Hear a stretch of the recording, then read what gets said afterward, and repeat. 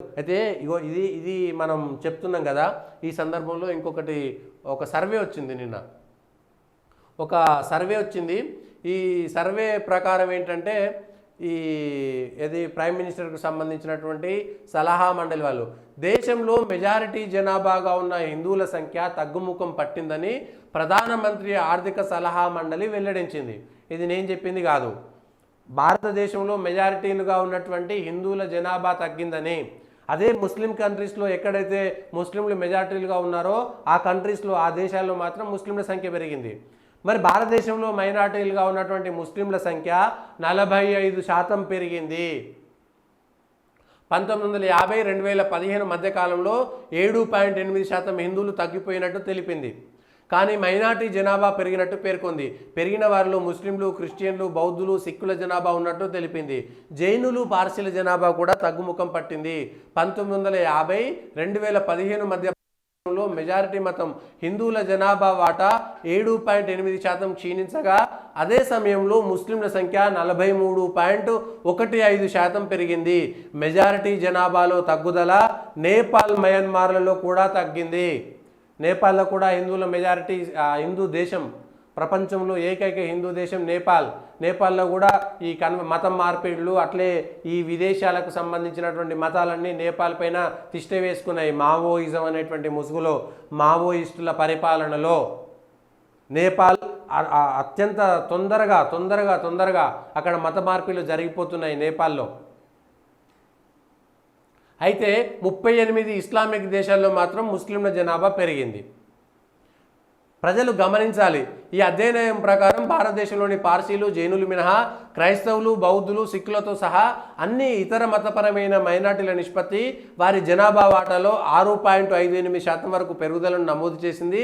భారతదేశ జనాభాలో హిందువుల వాటా 1950లో 84.68% నుండి 2015 నాటికి 78.06% పడిపోయింది. అదే సమయంలో ముస్లింల జనాభా 9.84% నుంచి 14.09% పెరిగింది.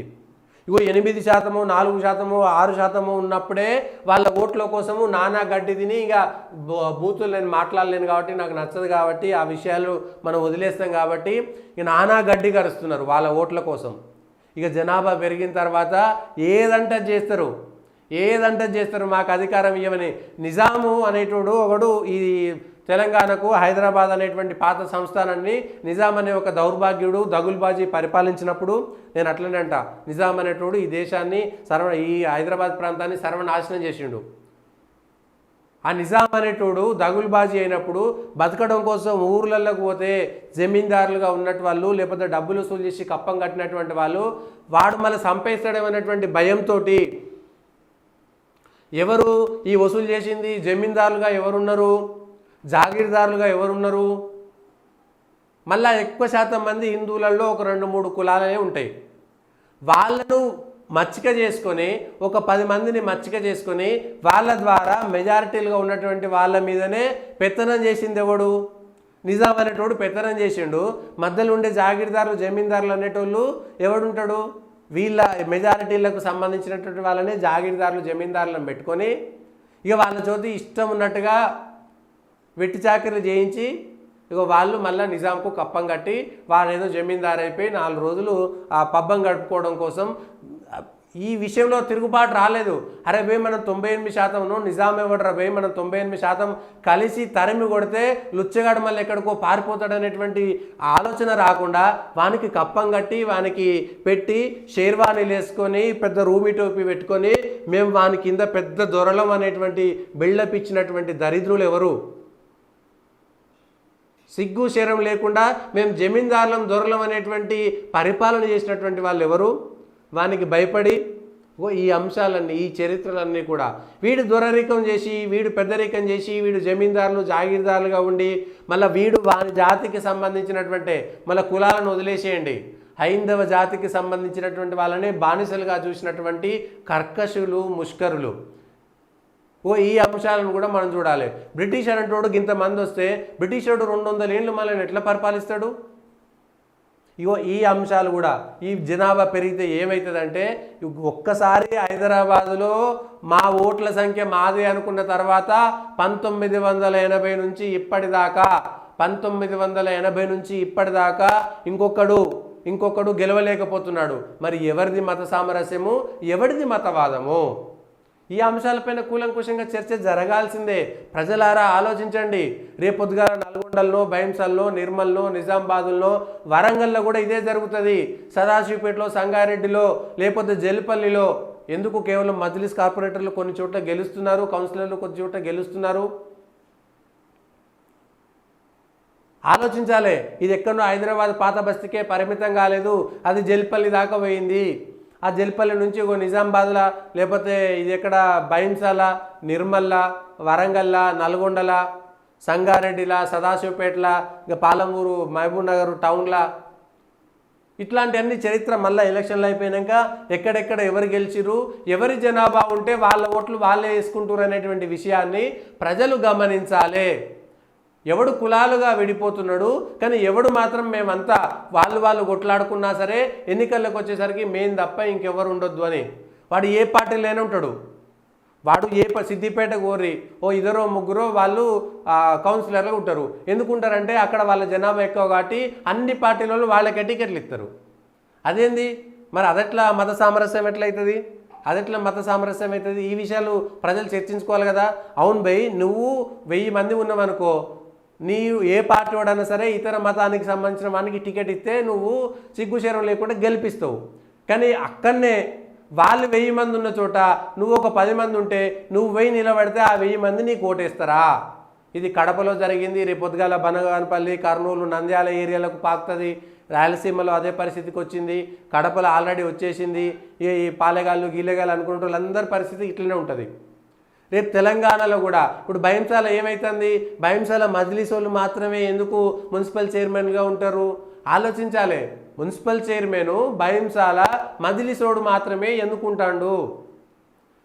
కడపల 94 నుంచో 99 నుంచో ఇప్పటిదాకా ఒక వర్గం నుంచి మాత్రమే ఏ పార్టీడైనా వాళ్ళకే ఎందుకు టికెట్లు ఇస్తారు? సిద్దిపేట మున్సిపాలిటీలో, సంగారెడ్డి మున్సిపాలిటీలో, భైంసా మున్సిపాలిటీలో, లేదా మహబూబ్ నగర్లో, ఇంకేడికైనా ఉండ్రి, ఏ వరంగల్ కార్పొరేషన్లను కొంతమంది అక్కడ ఒక పాకెట్ లాగా ఉంటారు. అక్కడ వాళ్ళ జనాభా ఎక్కువ ఉంది కాబట్టి వాళ్ళకే టికెట్లు ఇవ్వాలి. ఇవాళ వాళ్ళ పార్టీకి సంబంధించినటువంటి వాళ్ళకి ఇస్తారు. ఏది కాంగ్రెస్, టీఆర్ఎస్ వాళ్ళకే టికెట్లు ఇవ్వాలనేటువంటి మాట చెప్తారు. రేపు పొద్దుగాల ఏమవుతుంది? నీ పార్టీ ఏంద్ర భయ్, మేమే గెలుస్తాము, మా పార్టీ గెలుస్తుందని వాళ్ళ పార్టీ పోతుంది. భయంసాల అదే జరిగింది, నిర్మల్ అదే జరుగుతున్నది. ఇక రేపు పొద్దుగాల ఇంకేం ఉండదు. ఈ అంశం పైన వీళ్ళకి శుద్ధులు చెప్తారు కదా, మీరు శుద్ధులు చెప్తారు కదా.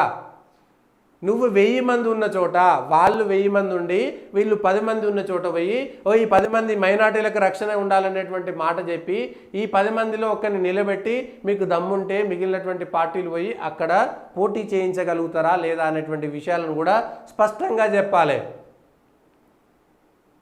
రాముణ్ణి తిట్టినోన్ని, రాముణ్ణి కించపరిచినోన్ని, రామాలయాన్ని లేకపోతే కాషాయం జెండను లేకపోతే పులిహోరను, అక్షింతలను కించపరిచినోన్ని ఈ పార్టీలు మాత్రము సస్పెండ్ చేయి వాళ్ళని ఏమన్నాయట. కానీ అదే ఈ నవనీత్ కౌర్ ఇంకేదో అన్నదని వెంటనే మొత్తం అందరూ కట్టగట్టుకొని మూట కట్టుకొని వచ్చి గట్ల అంటారా?